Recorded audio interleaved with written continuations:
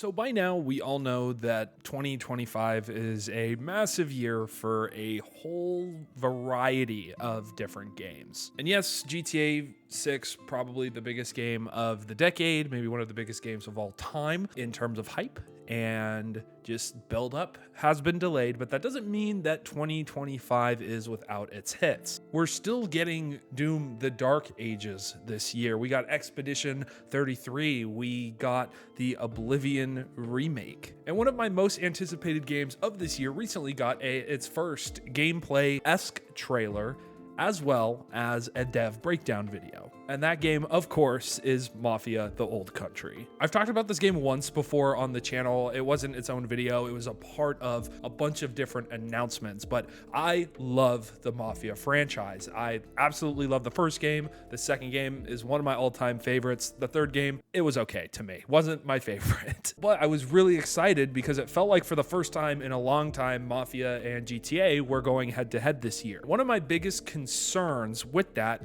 was the fact that Mafia tends to be an open world game experience. Now, it's usually not on the same scale as like GTA 5 or something like that. However, with this new gameplay trailer and the new dev blog, we got some new updates about the game that actually makes me a little more excited. For one, Mafia: The Old Country will not be an open world focusing game. It's going to focus on a narrative driven experience, which is a switch up for the franchise. Obviously, it's set in the early 1900s in Sicily, which we've known for a while. But again, this is following a more linear storytelling format. On top of that, this game is also going to be retailed for $49.99, which is huge because if you don't know, one of the biggest dramas going on right now is the fact that Nintendo and Microsoft are kind of setting the bar for first-party games to be $80. That's a whole topic for a whole other video, but this third-party game, it's coming out, this AAA experience, it's gonna be $50 still, which is absolutely awesome. That's way lower than even most third-party games, which kind of sit in that 60 to 70 range, at least for being AAA. Anyway, what AAA games don't even fucking matter anymore. I mean, Expedition 33 is my game of the year, so. But yeah, the developers of this game are offering players a more streamlined experience, and I'm actually really excited about that, and I understand the decision-making, because when they were making this game, they were probably thinking it's gonna come out around GTA 6 time. They're not gonna wanna compete as an open-world game next to arguably the biggest open world game of all time. Do I think that's the only reason they made this game more linear? No. They probably were going to make it open world, finish the story, and thought to themselves, hey, we have a really good story here, so we're just gonna pitch this game like that. And Hangar 13 has been very open, especially in the dev blog video, about how excited they are for people to play this game. One of the biggest green flags for me is when developers talk and kind of carry themselves as if they're just as excited to play the game as they are to release it. Obviously, I mean, developers do that all the time and they lie and whatever, but I think that's a really good sign, especially the fact that they're so open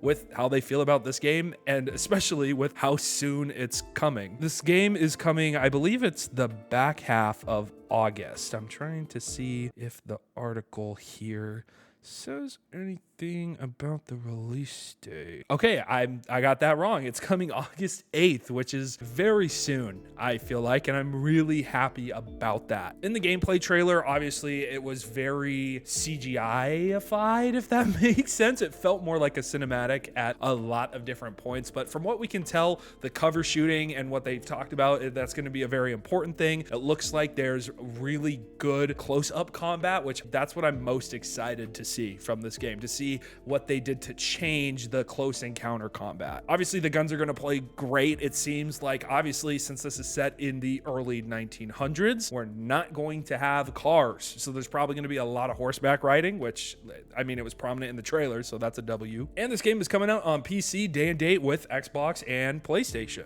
So super cool. I mean, I'm just here for this all around. Hangar 13 doesn't really have a lot to prove to me, just because I've always been been a fan of the franchise. Just because 3 didn't land as well as 2 did for me meant that I was gonna write off this game. I have seen a lot of people say that this game feels more like a AA game, or that this game doesn't feel like it's gonna be complete, which I just kind of question, because isn't it better right now if a game feels more AA than AAA? I mean, I'm okay with that, but I'm excited to see how they approach this story. A big part of the dev blog was them talking about the drama and how this game is going to be a old-fashioned gritty crime Italian drama, and I'm so fucking here for that. That sounds absolutely incredible. The voice acting sounded super intense, and like everyone, at least so far that we've heard, is really giving it their all, and I'm here for that. And nothing from this trailer really turned me away. I was already really excited for this game without seeing a lick of gameplay. Honestly, as I've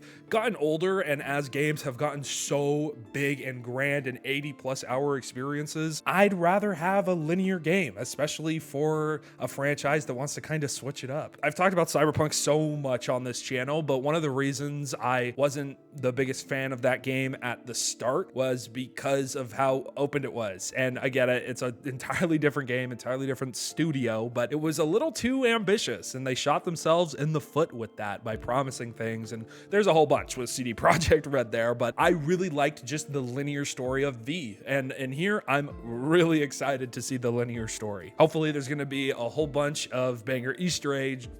What?